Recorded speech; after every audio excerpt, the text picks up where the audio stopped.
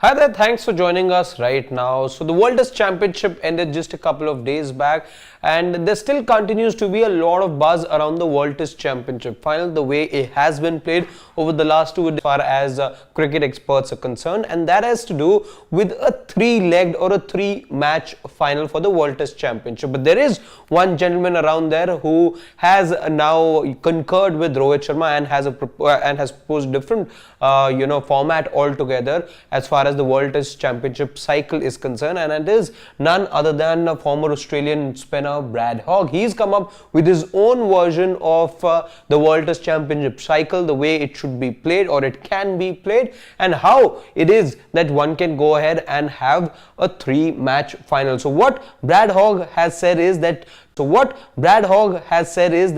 teams should be divided into divisions. He goes ahead and says that there should be Division 1 comprising of 4 teams, then a second division which has another 4 teams, and then you look at a Division 3 as well, in which there can be associate nations. And the gist of this process is, or the gist of this format is, that teams end up playing each other, and depending on where they finish towards the end of the cycle will determine as to which team plays in the final. As far as his proposal goes, teams 1 and 2 over here, you see teams 1 and 2, he says, should go ahead and play in the final. A 3-match final is what he has said, and he also, by the way, says that the home advantage should be with the team finishing right up top, because you've got to incentivize the team that finishes right up top. So a 3-match final is what he said can happen if you go by his proposed format, wherein the first 2 teams play a 3-match final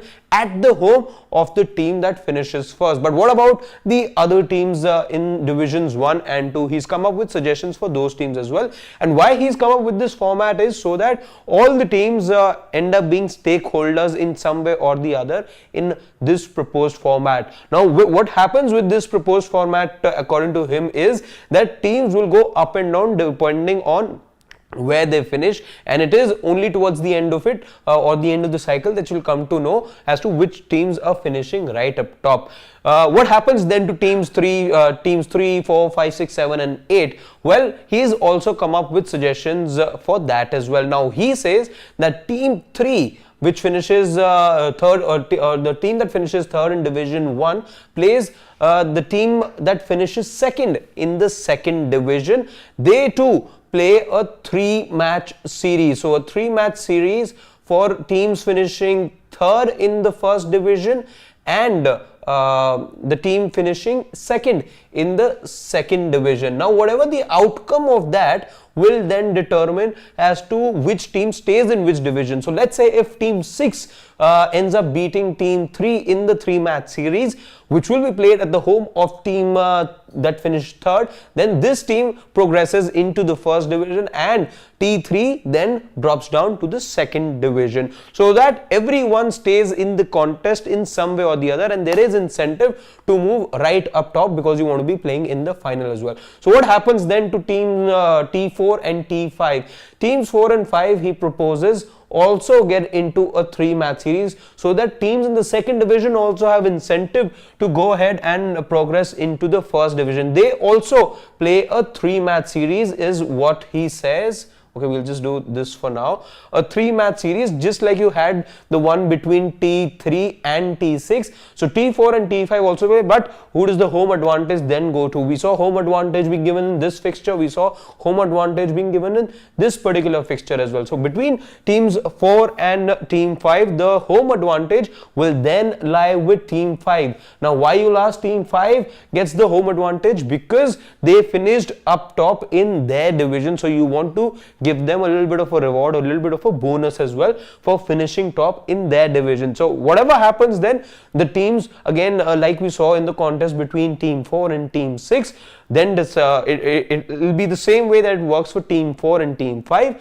It will then be determined as to whether team 5 gets the better of team 4 and whether they go into first division or not, or the other way around, which is team 4 then comes down to second division if they lose this 3-match series which they will be playing against each other. So it's a round robin format in many ways. It's a format which will have to be further looked at, is in the times to come, if at all the ICC does want to look at a 3-match WTC final. For now, there is no talk around that, or nobody is even mentioning this in the circles. It's pretty much an accepted format. It's just that since the time Rohit Sharma has asked for or proposed a 3-match WTC final, there continues to be a lot of divide and a lot of thoughts that have come to the fore as far as this suggestion is concerned. This was Brad Hogg's suggestion though, so that he feels teams remain involved all through the 2 years, and only towards the end, whichever teams then finish up top. So it doesn't just end here. Depending on where you finish, then you start the next season as well, the next cycle. So there is incentive for teams 5 and 6 also in some way, so that they end up getting a better chance of progressing into the first division. So that is what Brad Hogg's suggestion, or rather his proposed WTC format was, which enables a 3-match WTC final, as was suggested by Rohit Sharma at that press conference after the WTC final concluded. Let us know in the comment section. That is, we've tried to break that down. We've tried to tell you what Brad Hogg has proposed, has suggested. Let us know in the comment section if you see this format working. Do you also take liking to this, or as many others have said, Harbhajan Singh, Sunil Gavaskar and so many other experts have already rubbished Rohit Sharma's proposal of a 3-match WTC final. You can let us know your thoughts in the comment section. For now, thank you so much, but stay tuned because we've got more videos coming up, and don't forget at 6 o'clock we'll be coming live with the dugout as well.